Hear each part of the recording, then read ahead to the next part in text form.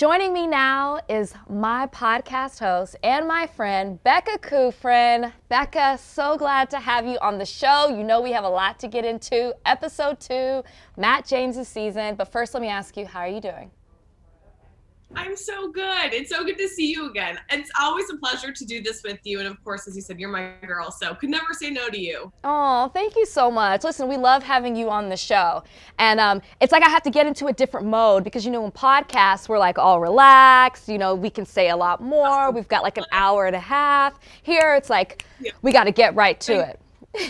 So let me just ask you first of all, because when we podcasted, you said something really interesting. You and I both talked to Matt James prior to him starting his season. And I think we both had different impressions of Matt James. And on the podcast, you elaborated a bit on that. So I want to ask you, how have your thoughts of Matt James changed since you've seen him as The Bachelor and you've talked to him after his season? Man, I feel like he has grown astronomically throughout this entire process for him. And when I talked to him, oh my God, it had to have been like back in August or September at some point.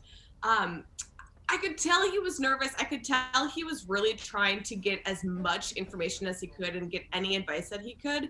But he had no idea what he was in store for.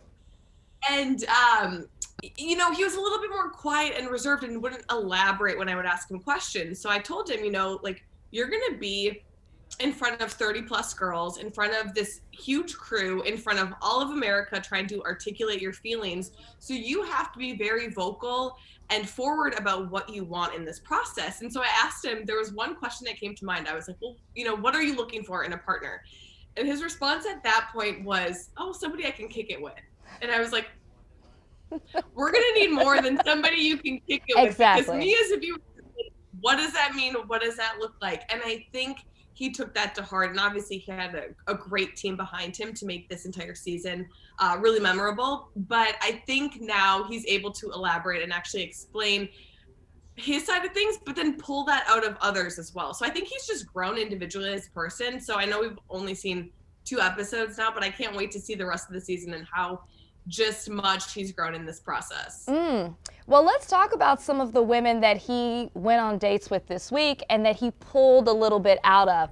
One I want to talk about, he didn't take her on a date, but people really seem to have a lot of opinions about the fact that Matt continues to talk about his faith.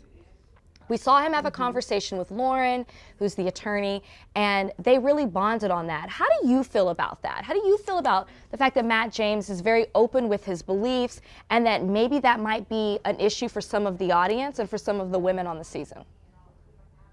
I mean, at the end of the day, Matt is the Bachelor, and he's going to have to do what he needs to do to find his perfect person and a partner in life. You know, no one else is him and no one else is dating these women. And so if faith is a huge, important factor in his life, like, then that should be vocalized, I think, at the very beginning, which we saw in the premiere with his prayer when he addressed the full group of girls. And, you know, I know some people have said, like, especially within recent leads, faith is such like a driving force that they've seen season by season. And that's just, you know, obviously based upon who is casted. But I don't think he should get criticism for it because he shouldn't hide a huge part of who he is, because if that's the case, then no relationship is going to work out. I completely agree. I can't believe people have such an issue with it. It's like he's picking these women. If this is what he wants, if this is what he believes in, then why is it a big deal? You're not the one dating him at home. Exactly. People are never happy. Exactly. You can't please. You can't. 2 other people he had dates with, one-on-ones. We saw 2 one-on-ones this week. We saw Bree and we saw Sarah. Where do you think they stand with him after watching their one-on-ones? Are they front runners? I think so. I think that, I mean, first of all, the date with him and Bree, they both seemed so on the same level and a very even playing field, and like their personalities matched each other, which I found I liked. I didn't expect her to get the one-on-one, to be honest, because I felt like night 1 she was a little bit more reserved, but I was very pleasantly surprised that he did pick her. Okay. Well, let's talk about somebody that I really don't like to talk about. But I have to. I know what you're to say. I have to, because she's such a part of the story. And I've told you, Becca, I've never been more convinced that she is an actress. Okay? It just doesn't make any sense. And the only thing I can reason is that she's acting.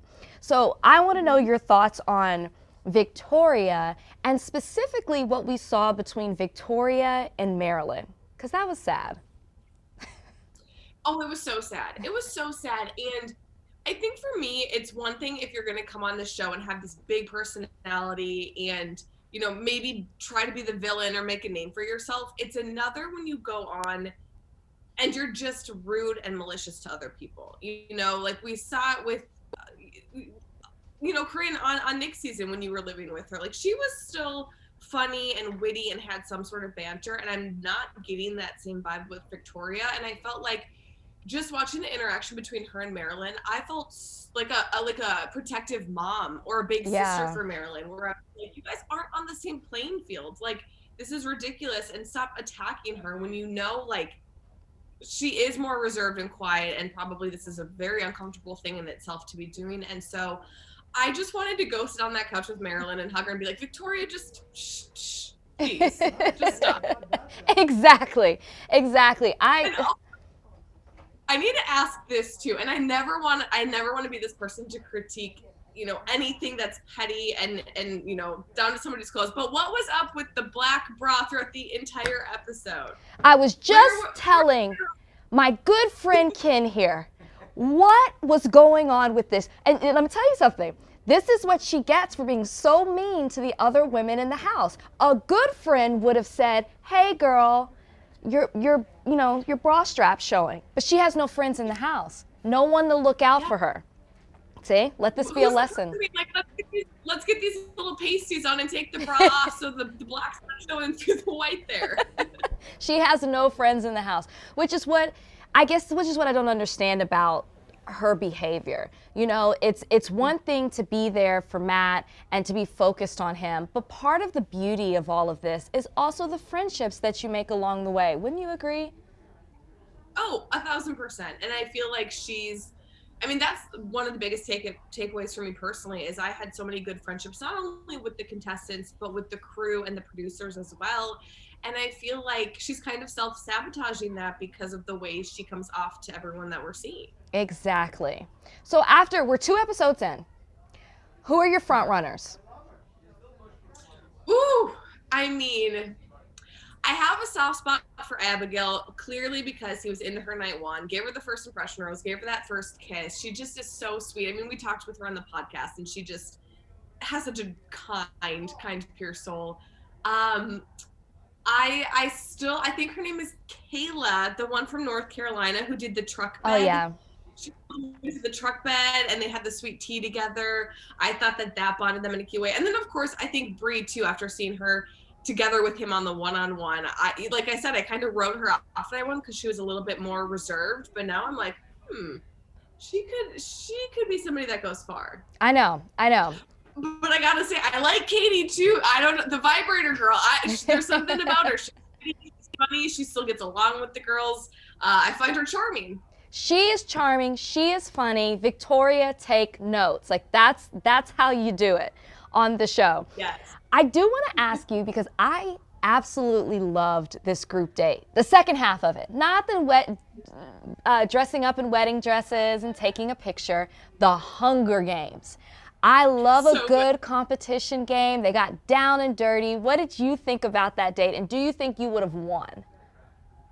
Oh, God, Rachel, as I was watching this date, I was like, my third grade self is coming out. I lived like capture the chicken in gym class. And so watching this with the girls in their wedding dresses with paint flying everywhere, I would have loved it. And I'm not usually a competitive person when it comes to like actual sports and athletics, but this kind of competition I could be all in. And we can't sleep on the fact that the star of the date, once again we saw him this season, is Franco. Oh, Franco in the pink with the fur jacket. I was like, all I need is Franco on every group date and I'm good to go. I always think about you when he pops up on dates, because I know how much of a fan of him you are. When it comes to Victoria, Where does she rank among the villains that we've seen in this franchise? Honestly, like, I don't think that high up, because she's not really giving us much to villainize other than just like reiterating the fact that she's a queen and that everyone else is a jester and a peasant, and Matt's her king. So right now, I mean, we've seen a lot more villains, like actual terrible humans on the show in past seasons. So we'll have to see. She's more just like an annoyance at this point. The crowd out here, the words that I were hearing, the adjectives were annoying out here. So, so same thing you're saying. She's an annoyance. One last question I will ask you. I'm not sure if you've seen the video that Tyler Cameron posted on his YouTube channel of he and Matt getting bikini waxed. Did you happen to check that out? Did you see it? No, but now I'm Googling after this. What's your opinion on men getting waxed? They're like a bikini wax. Okay, I'm gonna say this. I am for it only so they understand the pain that women have to go through. Only to feel it once. Like, if they continuously do it, not for me, but like, they gotta feel the pain. They gotta know what we go through for beauty rituals sometimes. You know what? That's a good point.